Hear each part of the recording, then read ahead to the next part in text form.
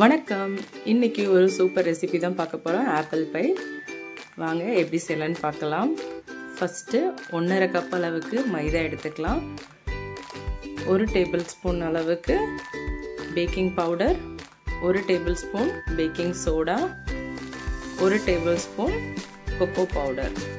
இது எல்லாமே சலிச்சு தான் சேர்க்கணும். கொக்கோ பவுடர் வந்து கொஞ்சம் திப்பியாக உருண்டிருக்கும். அதை வந்து எடுத்து மாற்றிடுவோம். இப்போ ஒரு பவுலில் 100 கிராம் அளவுக்கு அன்சால்டட் பட்டர் சேர்த்துக்கலாம். 3 முட்டை, 3/4 கப் அளவுக்கு சீனி சேர்த்துக்கலாம். 1 டேபிள் ஸ்பூன் அளவுக்கு வெண்ணிலா எசன்ஸ் சேர்த்து நல்லா பீட் பண்ணிக்கோங்க. இந்த மாதிரி க்ரீமி டெக்ஸ்சர் வர அளவுக்கு பீட் பண்ணால் போதும். பேட்டருக்கு மாவை வந்து சேர்த்து நல்லா மிக்ஸ் பண்ணி விட்டுக்கோங்க. ஒரே பக்கமாக மிக்ஸ் பண்ணால் இன்னும் நல்லாயிருக்கும். ஒரு 1/4 கப் அளவுக்கு பாலும் சேர்த்துக்கலாம். இது பச்சை பால் தான் நான் சேர்த்துருக்கேன். எல்லாம் மிக்ஸ் பண்ணி எடுத்து இது தனியாக வச்சுருவோம். ஒரு ஆப்பிளை வந்து கட் பண்ணி சேர்த்துக்குவோம்.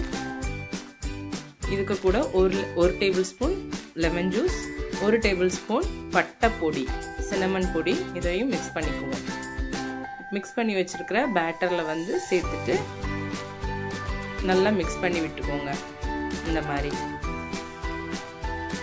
எல்லா பக்கமும் ஆப்பிள் வந்து அந்த பேட்டரில் வந்து படுற அளவுக்கு இருக்கணும். இந்த மாதிரி மிக்ஸ் பண்ணி விட்டுட்டு நம்ம ஓவன் பாத்திரத்தில் வந்து ஷிஃப்ட் பண்ணிடுவோம்.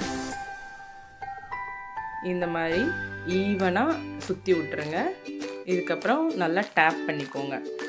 ஒரு 4 to 5 டைம்ஸ் டேப் பண்ணிங்கன்னா ஏர் பபிள்ஸ் ரிலீஸ் ஆகிடும். ஈவனாக குக் ஆகும். டாப்பிங்ஸ்க்கு வந்து ஆப்பிளை ஸ்லைஸ் பண்ணி இந்த மாதிரி அரேஞ்ச் பண்ணி வச்சுக்கலாம்.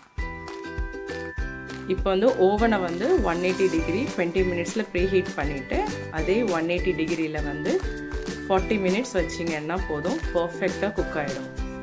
இந்த மாதிரி சென்டரில் பின் பண்ணி பார்த்தீங்கன்னா இந்த மாதிரி மாவு பேட்டர் இல்லாமல் இருந்துச்சுன்னா நம்ம ஆப்பிள் பை ரெடின்னு அர்த்தம்.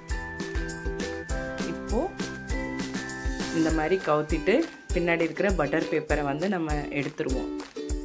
இது நம்ம ரூம் டெம்பரேச்சரில் வந்து சர்வ் பண்ணாலும் ஓகே, இல்லை நல்லா சூடாக சர்வ் பண்ணாலும் அவ்வளோ டேஸ்ட்டாக இருக்கும். கண்டிப்பாக நீங்களும் ட்ரை பண்ணி பாருங்கள். இந்த வீடியோ உங்களுக்கு பிடிச்சிருக்கும்னு நினைக்கிறேன். மறக்காமல் கமெண்ட் பண்ணுங்கள், சப்ஸ்கிரைப் பண்ணுங்கள், எங்களோட சேனலை ஃப்ரெண்ட்ஸோட ஷேர் பண்ணுங்கள். தேங்க்யூ.